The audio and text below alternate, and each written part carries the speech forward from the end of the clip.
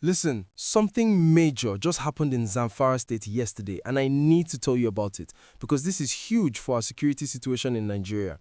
The Nigerian Air Force just carried out two massive airstrikes that destroyed bandit camps and an illegal bomb factory. Yes, you heard me right, a bomb factory right here in Nigeria.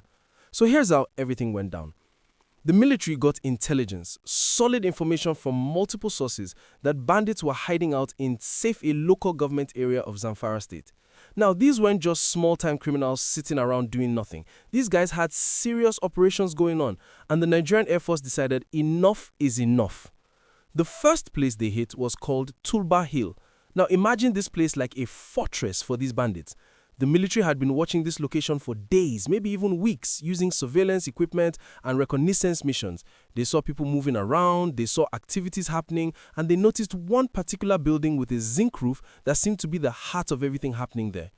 When the jets came in and fired those missiles, it was precise, it was calculated, and it was devastating. That structure was completely wiped out. The military confirmed that several bandits were eliminated in that strike. Now, before you ask me for exact numbers, the Nigerian Air Force didn't release specific casualty figures, but they made it clear that the mission was a complete success. But wait, there's more, and this is where the story gets really interesting. If you're enjoying this breakdown so far, please hit that like button right now and subscribe to the channel because we're just getting started, and trust me, you don't want to miss what I'm about to tell you next. The second target was even more dangerous than the first. This was a camp belonging to a bandit leader named Kachalla Dogo Sule. Now, you might be asking yourself, who is this person? Well, let me paint the picture for you. This man's camp wasn't just a hideout where bandits sleep and plan attacks. This place was a full-blown factory for making improvised explosive devices. For those of you who don't know what IEDs are, these are homemade bombs that can be planted on roads, hidden in vehicles, or used to attack military convoys and innocent civilians.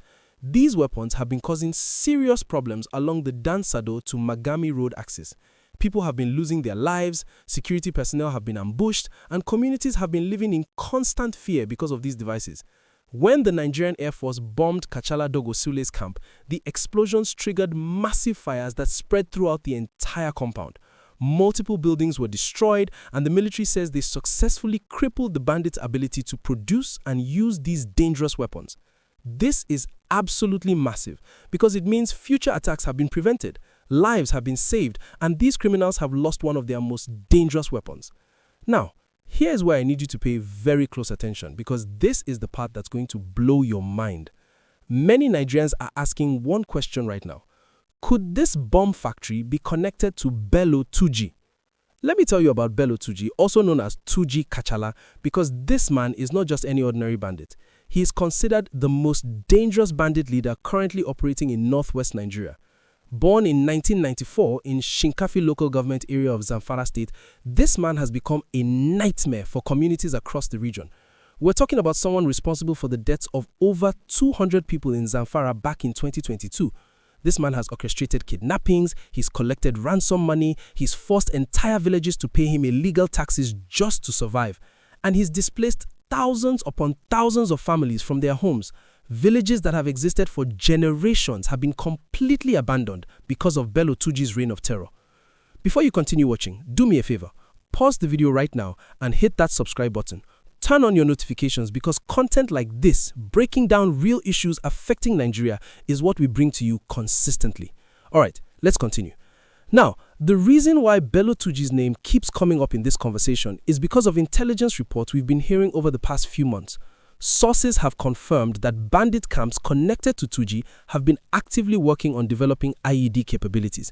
In fact, there was a report earlier this year about two bandits who accidentally killed themselves while testing these explosives at a camp in Barikin Daji village and Dan Bagudu Hills in Talata Mafara local government area. That location is known to be under Turji's sphere of influence. The Nigerian Air Force specifically named Kachalla Dogo Sule as the leader of yesterday's bombed camp, not Bello Turji. But here's what you need to understand about how these bandit networks operate. They don't work in isolation. These leaders are connected, they share resources, they trade weapons, they coordinate attacks, and they learn from each other's tactics. The fact that Dogo Sule's camp was manufacturing IEDs shows a level of sophistication that didn't exist in banditry just a few years ago. Bandits used to rely mainly on AK-47 rifles and surprise attacks. But now they're making bombs. That's a game changer, and it bears all the signs of coordination that someone like Bello Turji with his connections and resources would facilitate. The Chief of Army Staff, Lieutenant General Olufemi Oluwayede, has publicly stated that Turji is currently on the run and that Nigerian forces are actively hunting him down. Whether this specific bomb factory belonged directly to Turji or to his associate Dogo Sule, one thing is certain: destroying any IED manufacturing facility in Zamfara is a major blow to the entire criminal network that operates in that region. Let me break down why yesterday's military operation is so important for every Nigerian watching this video right now. First, the use of bombs by bandits represents a terrifying escalation. When criminals start making explosives, it means they're getting bolder, they're getting more dangerous, and they're becoming more difficult to fight. These IEDs can target anyone. They can be planted on roads that farmers use to go to their farms. They can be hidden along routes where children walk to get education. They can be used to attack military vehicles carrying soldiers who are trying to protect us. By destroying this factory, the Nigerian Air Force has potentially saved hundreds, maybe even thousands of lives from future attacks that would have used those bombs. Second, Zamfara State has been suffering from banditry for years now. We're talking about a situation where families can't sleep peacefully at night, where farmers are too afraid to go to their farms, where children can't attend school regularly, and where entire communities have been forced to flee their ancestral homes. According to recent statistics, over 247,000 people have been displaced from their homes in Zamfara and surrounding states. More than 120 villages have been destroyed or abandoned. Think about that for a moment. 120 entire villages where people lived, worked, raised families, and built their lives, all gone because of bandit activities. If you're still watching, thank you for staying with me. Show some love by giving this video a thumbs up and dropping a comment below telling me what state you're watching from. Let's build a community of informed Nigerians right here. The third reason why this operation matters is because it shows that when our military has good intelligence and proper equipment, they can deliver results. The Nigerian Air Force didn't just randomly bomb areas hoping to hit target. They used surveillance, they gathered information from multiple sources, they studied the locations for days, and when they struck with precision. This is the kind of intelligence-driven approach we need to see more of in our fight against insecurity. It's not about force alone, it's about smart deployment of resources, gathering actionable intelligence, and executing operations that maximize impact while minimizing risks to innocent civilians. Now, let's zoom out and look at the bigger picture, because this bombing operation didn't happen in a vacuum. It's part of Operation Fansan Yamma, which is a comprehensive military campaign to rid the Northwest of banditry and terrorism. This year alone, Nigerian forces have recorded several major victories.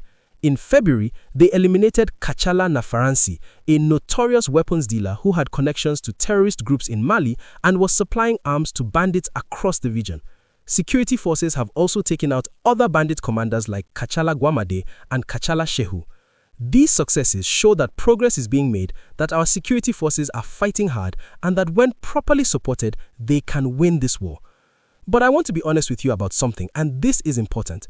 Military operations alone cannot solve the banditry problem in northern Nigeria.